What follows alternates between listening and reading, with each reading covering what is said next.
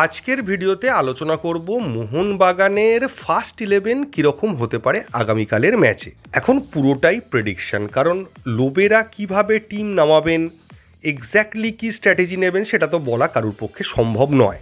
কিন্তু লোবেরা কয়েকটা প্র্যাকটিস ম্যাচে যেভাবে মোহনবাগানকে খেলিয়েছিলেন, কয়েকটা প্ল্যানিং, কয়েকটা স্ট্র্যাটেজি তিনি ট্রাই করেছিলেন, তো সেগুলোর ভিত্তি করে আর নর্মালি কীরকম হতে পারে সেগুলো নিয়ে আলোচনা করব আজকের এই ভিডিওতে। তো মোহনবাগানের ফার্স্ট 11 বানাতে গিয়ে প্রথম যে প্রবলেমটা আমি ফেস করি সেটা হচ্ছে, যে প্রবলেমটার কথা আপনারা বহুদিন ধরে বলে আসছেন, সেটা হচ্ছে মিডফিল্ডে প্লেয়ারের অভাব। বিশেষ করে সিডিএম এবং সিএম পজিশনে, সেন্ট্রাল অ্যাটাকিং মিডফিল্ডার পজিশনে কামিন্সও খেলেছে। হ্যাঁ, বিশাল ভালো কিছু খেলতে পারেনি, ঠিক আছে, কামিন্সও খেলেছে, দিমি খেলতে পারে, রবসানও খেলতে পারে, কিন্তু এদের মধ্যে কেউই কিন্তু প্রপার সিএম বা সিডিএম খেলতে জানে না, বা খেলতে পারে না বললে আরও ঠিক হবে। ফলে আমি দুটো প্লেইং 11 বানিয়েছি। ফার্স্ট প্লেইং 11টা একদম নর্মাল, যেটা দেখলে আপনারা বুঝতে পারবেন। গোলে বিশাল ওটা আর দেখাচ্ছি না, এবং নর্মালি যেটা জানি আমরা, লেফট ব্যাক সুভাশিস রয়েছে, তারপরে অ্যালবার্টো বা টম যে কোনো একজন খেলবে, তারপরে মেহতাব রয়েছে, এবং এই ধারে অভিষেক বা নতুন যে এসছে আমায় রানাওয়ারে, এদের মধ্যে একজন খেলবে। এটাতে কোনো প্রবলেম নেই, কিন্তু এরপরে যেটা আমাদের লাগে, একটা সিডিএম এবং একটা সিএম। তো সিডিএম এর জায়গাটায় আমরা আপুইয়া বা দীপক টাংরিকে ইউজ করতেই পারি, তাতে কোনো প্রবলেম নেই। কিন্তু সমস্যা হচ্ছে এই সিডিএম এর সঙ্গে সেন্ট্রাল অ্যাটাকিং মিডফিল্ডার বা অ্যাটাকিং জোনের যে কানেকশনটা করে সেন্ট্রাল মিডফিল্ডার, সেইটা এখানে রয়েছে থাপা, বা কখনো সাহাল পার্ট টাইম কাজটা করে দিতে পারে। তো সাহাল থাপাকে এখানে আমি ইনপুট যদি করি, তাহলে তো আমি 3টে বিদেশি ইউজই করতে পারবো না, মানে প্রপার 4টে। পেছনে একটা ডিফেন্সে তো আমি ইউজ করেছি, কিন্তু সামনে যে 3টে বিদেশি ইউজ করার ব্যাপার আছে সেটা তো করাই যাবে না। এবার আপনি যদি নর্মাল 4টে বিদেশি নিয়ে খেলতে যান, তাহলে আপুইয়া দীপক টাংরির পরে, বা আপুইয়া বা দীপক টাংরির পরে আপনাকে রবসান, দিমি বা কামিন্সকে মাঝমাঠে বা অ্যাটাকিং জোনে ইউজ করতে হবে, এবং দুধারে লিস্টান মানবির এবং সামলে ম্যাকলারেন। কিন্তু এই ছক মলিনা অনেকবার ইউজ করেছেন, কিন্তু তাতে সাফল্য সেইভাবে পাওয়া যায়নি। মিডফিল্ডে বিদেশির অভাব বারবার বোঝা গেছে। উল্টো দিকে যখন অপোনেন্ট অ্যাট্যাক করেছে, তখন আপুইয়ার একটা সাহায্যের দরকার হয়েছে। সেই সাহায্যটা করতে যদি কোনো বিদেশি প্লেয়ার, ধরুন আজকে রবসান বা দিমি, তারা যদি ব্যাক করে এসে সাপোর্ট না দেয়, তাহলে আপুইয়ার পক্ষেও সম্ভব হচ্ছে না পুরো ডিফেন্সটাকে, মানে পুরো অপোনেন্টের অ্যাটাকটাকে একা ডিফেন্ড করা, যার ফলে চাপটা এসে পড়ছে ডিফেন্সের ওপর। এবং এবারে যদি চাপটা ডিফেন্সের ওপর এসে পড়ে, আমরা কিন্তু সিঙ্গেল ডিফেন্ডার খেলাচ্ছি বিদেশি, সেক্ষেত্রে কিন্তু গোল খাওয়ার সম্ভাবনা বেড়ে যাবে। তো নর্মালি দেখতে গেলে এটা একটা আনব্যালেন্স স্কোয়াড, যেটা আমরা বারবার বলে এসেছি। তাই নর্মালি আপনি নর্মালভাবে সাজিয়ে এই টিমটা নিয়ে খেলতে পারবেন না, আপনাকে স্পেশাল স্ট্র্যাটেজি নিতে হবে এই টিম নিয়েই কিছু ভালো রেজাল্ট করার জন্য। এবার প্র্যাকটিস ম্যাচে যে সমস্ত এক্সপেরিমেন্ট লোবেরা করেছিলেন, তার মধ্যে যেটা মনে হয় যে এটা সুটেবল হতে পারে, বা যেটা সবথেকে বেশিবার তিনি ইউজ করে দেখার চেষ্টা করেছিলেন এবং প্র্যাকটিসেও তিনি এটা ট্রাই করেছিলেন, তো যদি ধরে নিই যে ওই স্ট্র্যাটেজিটাই তিনি ইউজ করবেন এবং ম্যাচের ফার্স্ট 11-এ তার রিফ্লেকশন দেখা যাবে, তাহলে ফার্স্ট 11টা কিছুটা এরকম হতে পারে।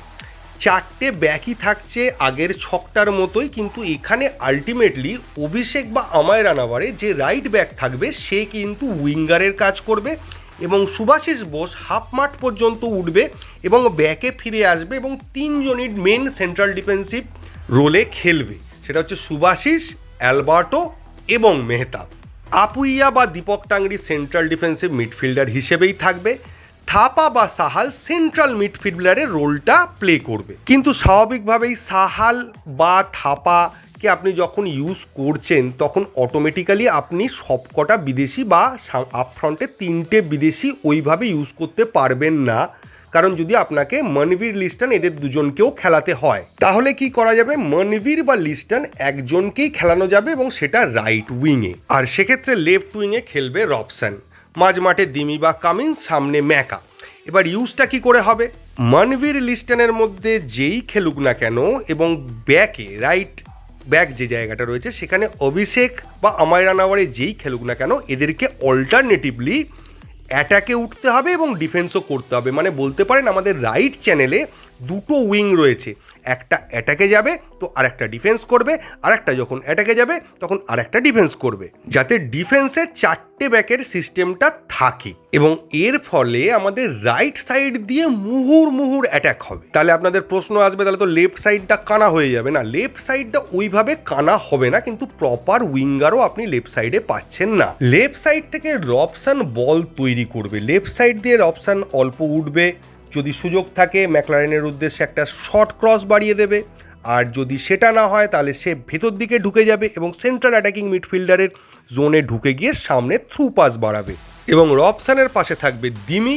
যদি দেখা যায় রবসানকে কেউ গার্ড করছে বা রবসান উইং দিয়ে উঠতে গেলে তাকে বাধাপ্রাপ্ত হচ্ছে, তখন দিমি অল্টারনেটিভলি উইং দিয়ে ওঠার চেষ্টা করবে এবং রবসান ভেতর দিকে ঢুকে আসবে। মানে দিমি আর রবসান নিজেদের পজিশন অল্টারনেটিভলি চেঞ্জ করে করে অ্যাটাকটাকে তৈরি করবে। এবার এই দুটো পজিশনে দিমি, রবসান এবং কামিন্স তারা প্রয়োজন অনুযায়ী যে কোনো দুজন খেলবে। আর সামনে তো ম্যাকলারেন রয়েছে এই লোন স্ট্রাইকার হিসেবে। তো এটা ভালোই স্ট্র্যাটেজি এবং এটাতে আপনার প্রত্যেকটা বিদেশিকে আপনি প্রপারলি ইউজ করতে পারবেন এবং প্রত্যেকটা বিদেশি নিজেদের মোটামুটি প্রপার জায়গায় খেলতেও পারবে, তাই সমস্যা হওয়ার কথা নয়। তো এই ছকটা যদি ক্লিক করে যায় তাহলে এটাই এই মুহূর্তের বেস্ট ছক হবে। আর যদি কোনো কারণে ক্লিক না করে তাহলে আবার অল্টারনেটিভলি ভাবতে হবে আমাদের কোচ সার্জিও লোবেরাকে। তো দেখা যাক কি হয়। তবে সার্জিও লোবেরা যে ধরনের কোচ, তাকে আমরা যেভাবে দেখেছি এতদিন ধরে আইএসএলে, তো আমার ব্যক্তিগত ধারণা যে তিনি খারাপ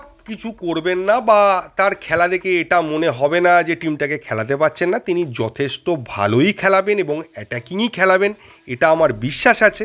এবং আমি এটাও মনে করি সার্জিও লোবেরা এবছরও মোহনবাগানকে চ্যাম্পিয়ন করার জন্য যা যা প্রয়োজন সব কিছু তার পক্ষে যা যা সম্ভব সব করবেন। আর অনেকেই আমাকে টিভির এক্স্যাক্ট চ্যানেলের নামটা জানতে চাইছিলেন, আমি জানতে পারিনি। সম্ভবত সোনি 10-2 অথবা সোনি 10-3 এর মধ্যে কোনো একটা চ্যানেলে দেখানো হবে। তো আমি না জেনে আপনাদের বলে দিলাম, আর আমার কথা শুনে সেই চ্যানেলটা আপনারা নিয়ে নিলেন, তারপরে দেখলেন সেখানে খেলাটা দেখাচ্ছে না, আপনাদের টাকার লোকসান হবে। তাই না জেনে আমি বলতে পারছি না, এটা আমার অক্ষমতাই ধরে নিন। আর একটা ছোট্ট খবর আছে, জানি না কতটা খবরটা ইম্পর্টেন্ট আপনাদের কাছে, সেটা হচ্ছে যে যেরকম ইস্ট বেঙ্গলকে রাজ্য সরকার যুব ভারতী ফ্রিতে দিয়েছিল, সেরকম মোহনবাগান এবং মোহামেডান দুজনকেই ফ্রিতে করে দিচ্ছে, এরকম একটা খবর রয়েছে। তো এই আর কি, আর বাকিটা সময় বলবে। তো এই ভিডিওতে এইটুকুই।